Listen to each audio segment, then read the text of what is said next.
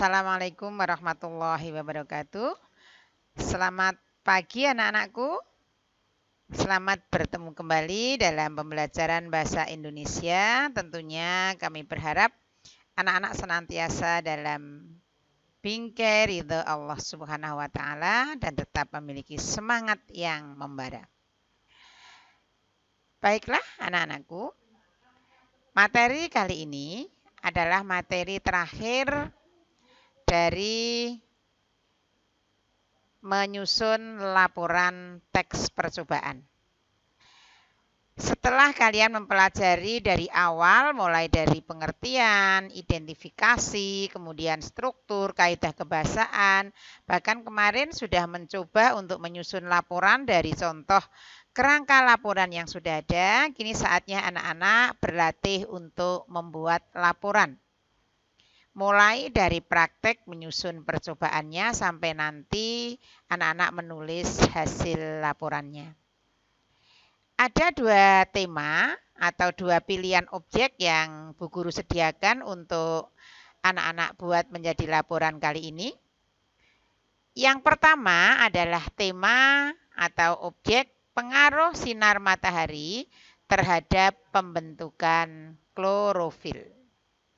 Tentunya hal ini sudah tidak asing lagi bagi anak-anak karena saya yakin di pelajaran IPA sudah sering disinggung, bahkan mungkin diterangkan secara lebih detail oleh Bapak Ibu Guru pengampu pelajaran IPA.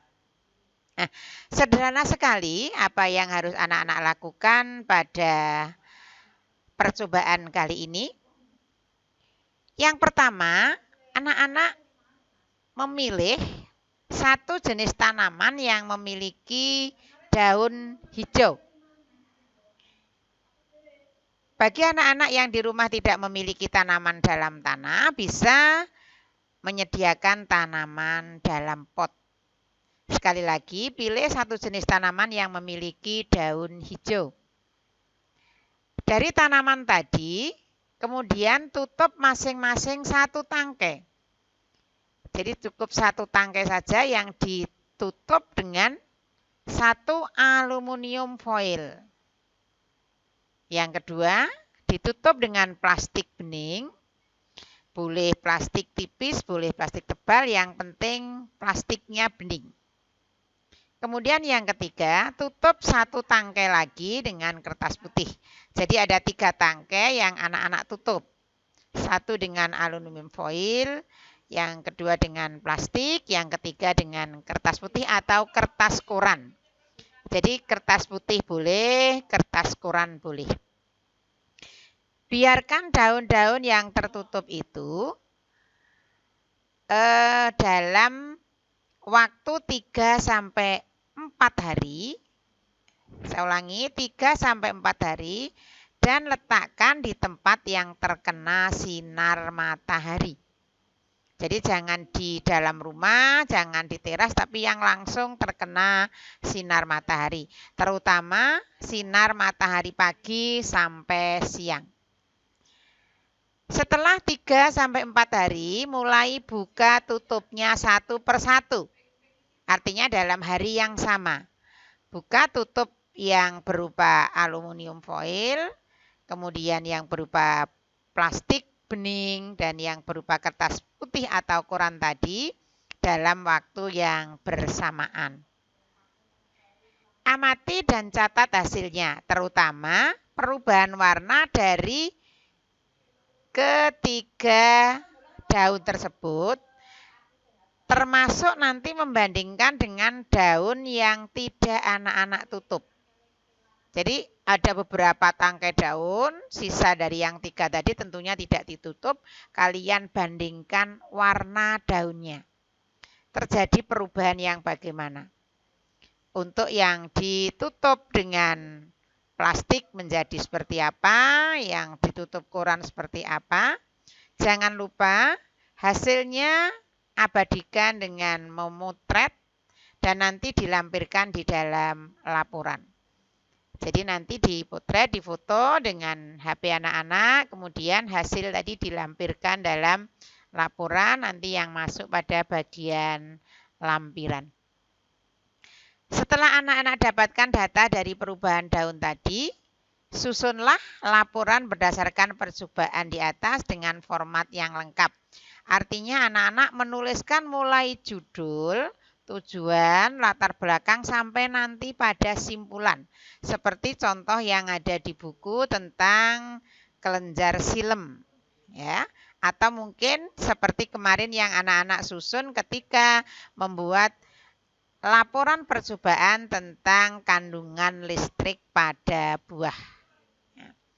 Ini adalah soal yang pertama atau objek yang pertama.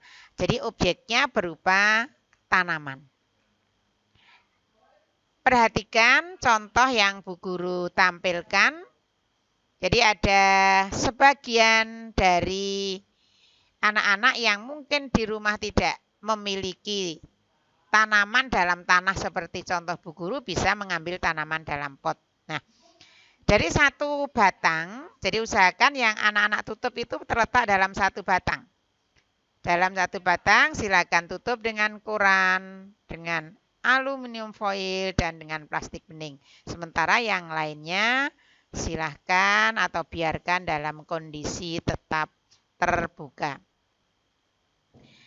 Untuk objek yang kedua, yaitu faktor-faktor yang mempengaruhi pembusukan. Tanpa disadari, anak-anak sering di rumah membuang sisa-sisa makanan karena sudah dalam kondisi busuk. Misalnya nasi, sayur, sisa buah, atau makanan yang lainnya.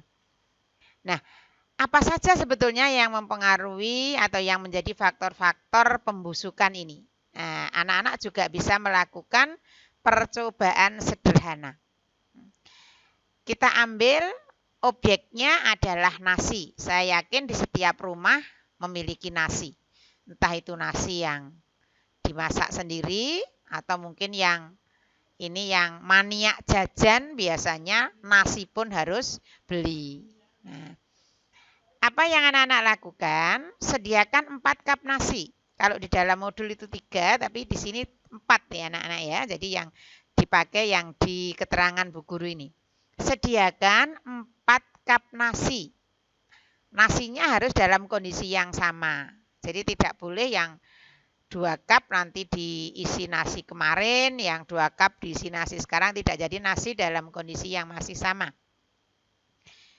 Kemudian dari 4 cup tadi, ambil 2 cup, kalian tutup rapat.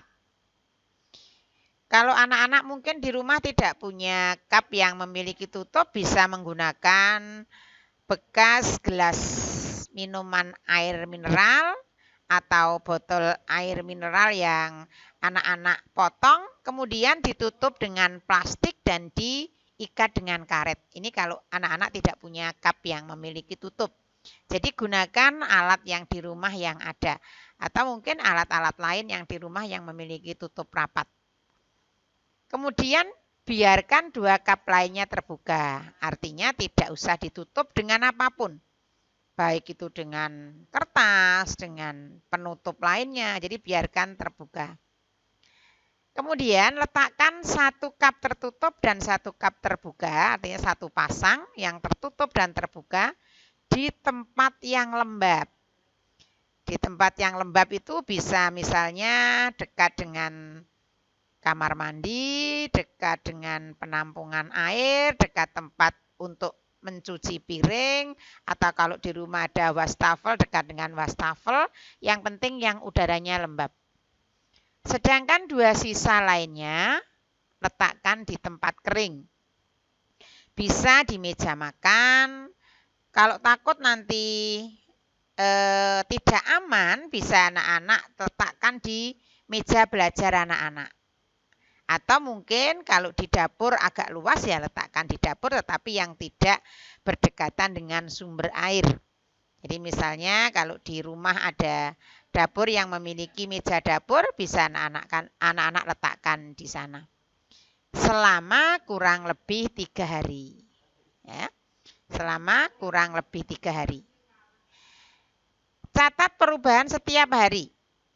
Artinya hari pertama sudah anak-anak lihat, kondisi nasi yang di cup terbuka di tempat kering bagaimana, di cup tertutup di tempat kering bagaimana, atau yang cup terbuka dan tertutup di tempat lembab tadi, kondisinya seperti apa. Mulai hari pertama, hari kedua, sampai nanti hari ketiga. Kalau ini harus setiap hari. Kalau yang atas tadi, kalau anak-anak memilih yang atas cukup dibuka sekali. Tapi untuk yang ini silakan anak-anak buka setiap hari. Catat perubahannya masing-masing tiap hari seperti apa. Cup mana yang lebih cepat membusuk? Apakah yang di tempat lembab tertutup atau yang di tempat lembab terbuka? Atau justru yang berada di tempat kering tertutup atau terbuka? Apapun yang anak-anak hasilkan dasarnya adalah hasil dari pengamatan pada percobaan anak-anak. Jadi bisa jadi nanti antara anak yang satu dengan yang lain hasilnya tidak sama, tidak harus sama. Tetapi apapun yang anak-anak hasilkan adalah hasil pengamatan dari percobaan yang dilakukan. Nah, kemudian kalau sudah mendapatkan data seperti di atas, susun laporan secara lengkap berdasarkan percobaan tersebut. Silahkan disusun mulai dari penulisan judul sampai nanti kesimpulan. Ini saya berikan contoh dari nasi yang akan anak-anak amati. Mengapa harus nasi? Karena Bu Guru berpikir ini barangnya tidak sulit untuk dicari. Tapi kalau kita menggunakan yang lain, takutnya ada beberapa anak-anak yang di rumah tidak memilikinya. Jadi yang semua ada saja, kita ambil nasi. Tertutup di tempat lembab dan terbuka di tempat lembab. Ini Bu Guru contohkan misalnya diletakkan di dekat wastafel. Karena biasanya kalau dekat wastafel ini keadaannya lembab karena berdekatan dengan sumber air. Kemudian yang contoh kedua, nah ini kondisi nasi yang tertutup di tempat kering atau terang. Kemudian yang kedua terbuka di tempat terang. Nah, ini tidak dibuat dua-duanya, anak-anak boleh memilih salah satu. Apakah akan membuat laporan percobaan dengan pengaruh sinar matahari terhadap pembentukan klorofil, ataukah memilih faktor-faktor yang menyebabkan pembusukan. Jadi pilih salah satu, mana yang anak-anak anggap paling mudah untuk dilaksanakan. Karena yang paling penting nanti adalah bagaimana anak-anak bisa menuliskan dari hasil pengamatan tadi dalam bentuk laporan percobaan. Ya. Beberapa hal yang perlu anak-anak perhatikan. Yang pertama, perhatikan struktur, kaidah kebahasaan. Kemarin yang sudah anak-anak pelajari misalnya penggunaan kalimat perintah, kemudian kata bilangan, pembendaan, dan ini nanti harus tercemin dari kalimat-kalimat yang anak-anak gunakan dalam laporan. Nah, kemudian kelengkapan, mulai dari format pertama, kemarin Bu Guru sudah menerangkan juga mengenai struktur dan format laporan secara lengkap. Jadi mulai dari judul sampai kesimpulan nanti harus ada semua. Nah, alangkah baiknya kalau data itu sementara anak-anak susun dalam bentuk kolom-kolom untuk membandingkan antara objek yang satu dengan objek lainnya. Kemudian yang kedua yang perlu diperhatikan, karena ini butuh waktu, maka kalau yang tugas-tugas kemarin selesai pembelajaran anak-anak harus segera membuat pekerjaannya, mengerjakan tugasnya. Kalau ini Bu Guru beri tenggang waktu 1 minggu setelah kegiatan pembelajaran. Yang 3 hari untuk observasi, kemudian yang 3 hari berikutnya nanti untuk menyusun laporannya.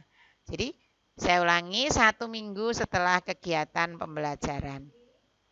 Untuk tugas ketiga dan tugas keempat dan kelima yang belum dikumpulkan, yang saya minta dikumpulkan secara manual kemarin, bisa nanti pengumpulannya bersamaan dengan tugas yang terakhir ini.